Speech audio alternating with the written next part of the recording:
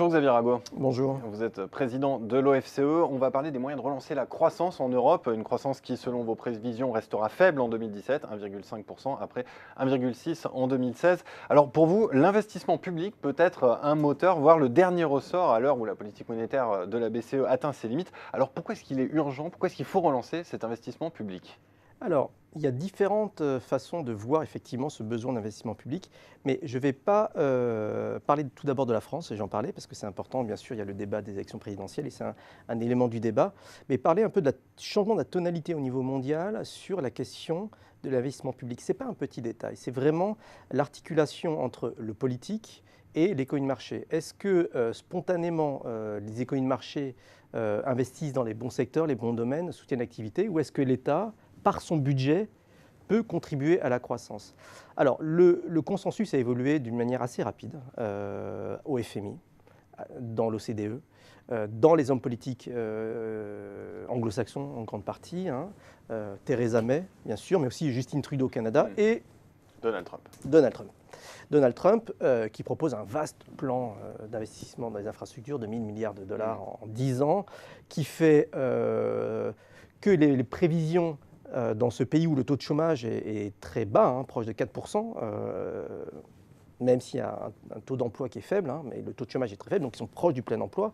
Même dans ce cadre-là, les prévisions de croissance augmentent plutôt aux États-Unis parce qu'on pense qu'on va investir massivement dans les infrastructures, ce qui va générer de l'emploi non qualifié, de l'inflation, et peut-être une évolution du taux de change du dollar. Je qualifie cette position de Trump, qui est un peu floue sur le plan de la politique économique, moi je le qualifie de national-keynésien, c'est-à-dire un mélange de fermeture des frontières et de recettes de stimulation de court terme par l'infrastructure et l'investissement public au niveau du pays. Et cette recette marche à court terme. Ça crée de l'activité, ça crée de l'inflation, et peut-être on a besoin d'un peu d'inflation. Mais ce n'est pas sur ce terrain-là que je voudrais parler d'investissement public dans la zone euro, pas par ces recettes keynésiennes de soutenir l'activité, je vais y venir, c'est important, mais aussi simplement par les besoins d'investissement pour la croissance, pour la modernisation de la croissance, pour l'investissement dans l'éducation, dans la transition énergétique, indépendamment même, je dirais, des effets qu'on peut qualifier un peu keynésiens de soutien à l'activité. Même indépendamment même de ces effets de relance de l'activité, il y a probablement un besoin d'investissement public dans la zone euro, en Allemagne, en France, pour permettre la modernisation du tissu productif.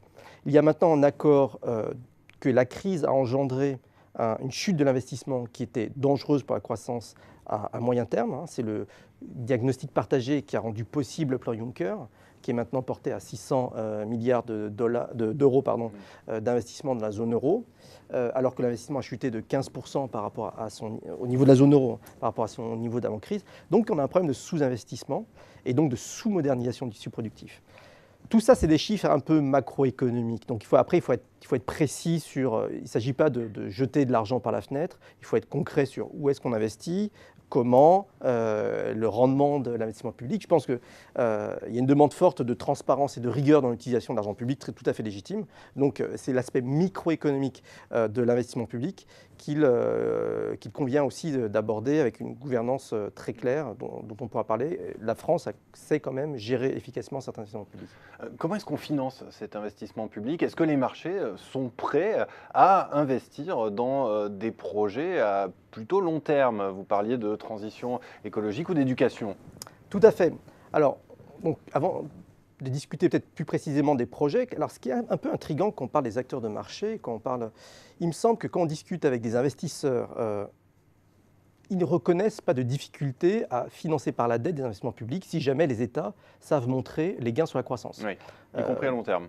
Y compris à long terme. Il y a une demande des investisseurs d'avoir des soutiens, des supports d'investissement à long terme, et ils savent que dans les pays solides comme la France, l'Allemagne, les États-Unis, on arrive à montrer qu'il y a des besoins, par exemple, dans l'université de demain, dans un éolien efficace, un photovoltaïque qui fonctionne, qui vont générer des croissances et donc des recettes fiscales futures, les investisseurs ont plutôt une appétence pour la dette publique des pays développés aujourd'hui, ce qui fait qu'aujourd'hui les taux d'intérêt sont bas.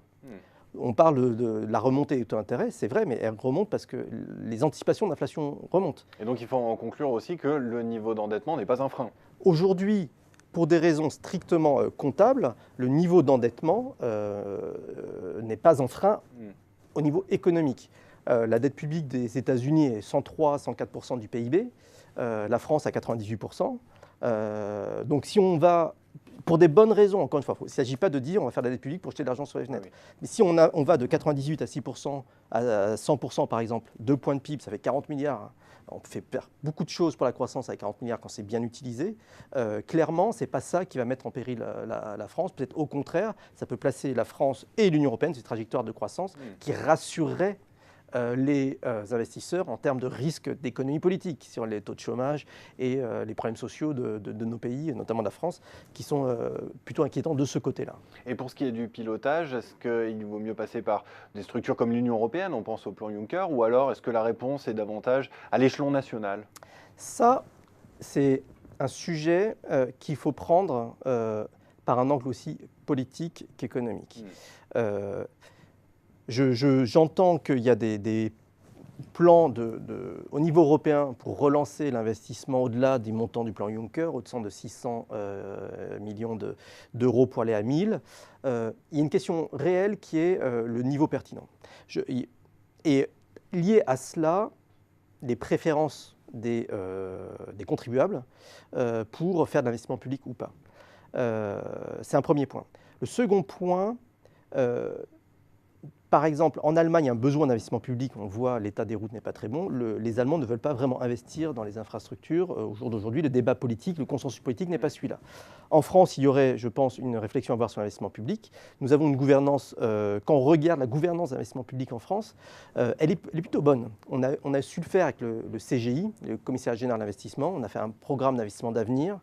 Ce sont des éléments un peu technocratiques, donc peut-être qui n'ont pas été assez débattus dans le débat public, mais qui ont permis la modernisation de l'enseignement supérieur de la recherche, faire des projets d'investissement pour des montants élevés, de l'ordre de 30 milliards. C'était un consensus d'un rapport hérité de Juppé et de Rocard entre bipartisans qui ont amené cette gouvernance. Et cette gouvernance fonctionne assez.